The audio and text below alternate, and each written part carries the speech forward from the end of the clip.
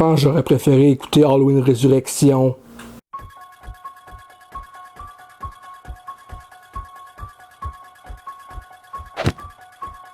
Bonjour ladies and gentlemen et nouveaux visiteurs sur la chaîne YouTube. Ici Michael, ou Mr Flamingo si vous préférez, et bienvenue pour cette nouvelle vidéo critique. Je reviens du cinéma pour aller voir Halloween Ends ou Halloween prend fin au Québec, et honnêtement... C'était quoi ça, tabarnak? Je me doutais bien que ça allait pas être ce que j'espérais vu les retours mitigés. Aussi, de ce que j'ai compris, c'est que l'idée initiale de leur trilogie à David Gordon Green et Danny McBride, c'était de faire une trilogie qui se passe en la même nuit en 2018. Le souci, c'est qu'avec les retards que le film a pris à cause de la pandémie, ils ont changé les plans pour le troisième film, fait qu'il y a un time job de 4 ans. Et non, je vais essayer de pas spoiler dans cette critique, même si ça va être crissement difficile vu que j'ai passé une soirée absolument à chier. Bref, comme je disais, il y a un time job de 4 ans. Selon moi, là, ceux qui ont aimé le film, tant mieux, hein. Tant mieux, je suis vraiment jaloux. Parce que, honnêtement, moi, j'ai passé une soirée à chier vraiment, là. Le film, pour moi, n'est pas comme un Halloween traditionnel. Je veux dire, je pense que je passerai un meilleur moment à écouter Halloween 3, dans lequel il n'y a même pas de Michael Myers. Halloween, d'habitude, là, tu te focuses sur un survivant ou quelqu'un qui, tu sais, les personnages principaux. Et ensuite, t'as Michael qui est l'antagoniste principal. Dans ce film-ci, c'est pas le cas du tout. Michael est dans le film, genre, même pas 30 minutes au total. Sur un film de 111 minutes.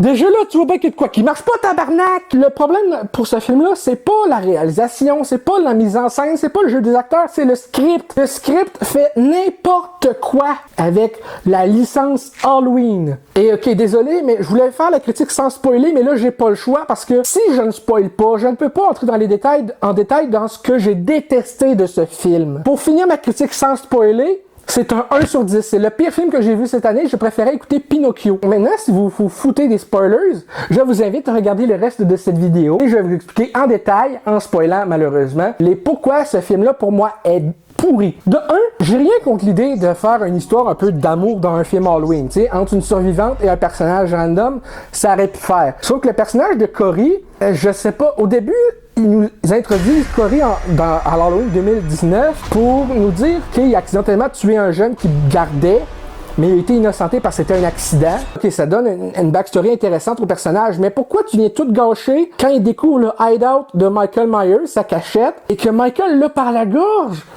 et tout d'un coup il voit dans ses yeux le meurtre qu'il a fait d'un enfant, même si c'était accidentel, et là il laisse le gars partir, comme ça. C'est genre Michael Myers, tu as tué des tonnes de personnes, il se dit « Oh boy, toi t'es un peu trop fucké pour moi mon homme. Je suis un fan fini d'Halloween, j'ai un fucking tatou de Michael Myers, ok? » Pourtant, ce film-là, pour moi, est une honte. Je suis frustré d'avoir perdu toute une soirée à écouter ce film-là. J'ai invité ma mère à voir ce film-là parce que d'habitude, on adore écouter des films ensemble, genre les films d'Halloween. Je suis allé voir le dernier avec elle, lui de l'an passé, Halloween Kills, et on avait vraiment aimé, même si c'était un peu décevant pour moi vu que je suis un grand fan de la licence. Et elle avait vraiment adoré, et elle avait même aimé celui de 2018. Un peu moins l'original de 78, mais ça, c'est pas important. Celui-ci, on sortait de la salle, puis il était genre, maudit que c'était plate. Et quand ma mère aime pas un film, je sais qu'il y a un problème, parce que d'habitude, elle aime presque tout. Michael Myers qui laisse filer le personnage de Cory parce qu'il voit en lui genre le même mal, c'est bizarre, c'est pas expliqué, mais ça laisse sous-entendre que c'est ça. Mais là, après ça, Cory devient comme obsédé, puis il commet des meurtres lui aussi en duo avec Michael Myers. Déjà là, ça fit pas. Après ça, il décide d'aller dans le hideout de Michael Myers et d'aller sonner le gars, il met Michael Myers inconscient. Le tueur Michael Myers se fait mettre inconscient par un gars de mon âge, 24-25 ans, puis Chris, il vole son masque, ça va s'habiller en mécanicien parce qu'il travaille bien sûr dans un établi mécanicien, et il décide de devenir le nouveau Michael Myers pendant que le gars, l'autre, il était inconscient dans son égout. What?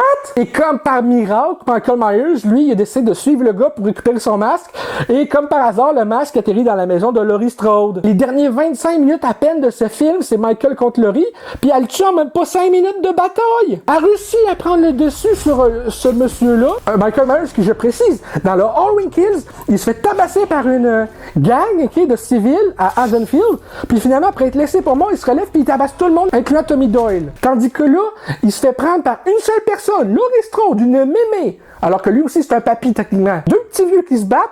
Elle prend le dessus, mais pas 5 minutes. Elle tranche les veines, elle coupe la gorge. Puis là, il crève. La ville au complet décide de jeter le cadavre de Michael Myers dans une déchiqueteuse. What? Je veux dire, même moi qui est fan de Michael Myers, je me serais attendu à une fin meilleure que ça. Genre un combat épique. Le film fait ça en 11 minutes. En les 11 dernières minutes, c'est ça. Oui. Ça schlingue. Vraiment, là, pour réitérer mais ce que j'ai dit dans la section non-spoil, ce film-là est un 1 sur 10.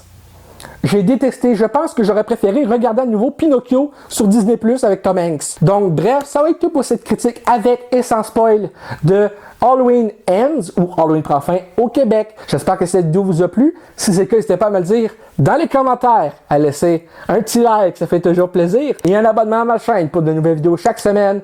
Normalement. Sur ce, c'était Michael et je vous dis à très bientôt pour de nouvelles vidéos. Peace and love!